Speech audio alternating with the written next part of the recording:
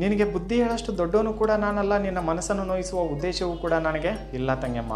ಆದರೆ ನೀನು ನನ್ನ ತಂಗಿ ಅನ್ನುವ ಪ್ರೀತಿ ಮತ್ತು ಕಾಳಜಿಯಿಂದಲೇ ಈ ಒಂದು ಮಾತನ್ನು ನಾನು ನಿನ್ನ ಹತ್ರ ಹೇಳೋಕ್ಕೆ ಇಷ್ಟಪಡ್ತಾ ಇದ್ದೀನಿ. ತಪ್ಪಿದರೆ ದಯವಿಟ್ಟು ಕ್ಷಮೆ ಇರಲಿ, ಆಯಿತಾ?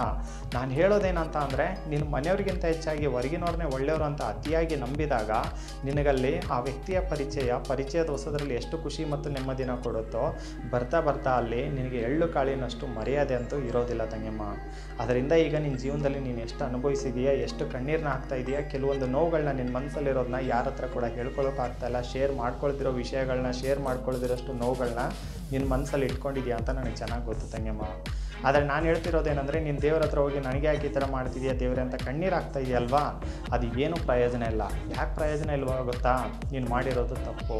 ಆ ಮನೆಯವ್ರು ಎಷ್ಟೇ ಚೆನ್ನಾಗಿದ್ರೂ ಕೂಡ ನೀನು ಹೊರಗಿನ ವ್ಯಕ್ತಿಯನ್ನು ನಂಬಿ ಹೋದಾಗ ಆ ದೇವರು ನಮಗೆ ಕೊಡುವಂಥ ಶಿಕ್ಷೆ ಅದೇ ಆಗಿರುತ್ತೆ. ಅದನ್ನೆಲ್ಲ ಮರೆತು ತಪ್ಪಾಯಿತು ತಂದೆ ಅಂತ ನಿನ್ನ ಮನೆ ದೇವರಿಗೆ ಯಾವಾಗ ಶರಣಾಗ್ತೀಯ ನೋಡು, ಆಗ ಆ ದೇವರೇ ನಿನ್ನ ಕೈ ಹಿಡಿದು ಕಾಪಾಡ್ತಾರೆ. ಯಾಕಂದರೆ ಆ ದೇವ್ರ ಮಗಳಮ್ಮ ನೀನು. ದಯವಿಟ್ಟು ಕೂಡ ಇನ್ಮೇಲೆ ಕಣ್ಣೀರು ಹಾಕ್ಬೇಡ, ನಿನ್ನ ತಪ್ಪನ್ನ ತಿದ್ದುಕೋ, ಆಗ ಆ ದೇವರೇ ನಿನ್ನ ಕಾಪಾಡ್ತಾರೆ. ಇದರಲ್ಲಿ ಎರಡನೇ ಮಾತೇ ಇಲ್ಲ ತಂಗಿಯಮ್ಮ. ಆ ದೇವ್ರು ನಿನ್ನ ಜೊತೆಗಿದ್ದಾರೆ, ಆದರೆ ನಿನ್ನ ತಪ್ಪುಗಳನ್ನ ನೀನು ತಿದ್ದುಕೊಳ್ಳೇಬೇಕಾಗುತ್ತೆ. ಅರ್ಥ ಆಯಿತು ಅಂತ ಅಂದ್ಕೊತೀನಿ. ತಪ್ಪಿದ್ರೆ ಕ್ಷಮೆ ಇರಲಿ, ಆಯಿತಾ?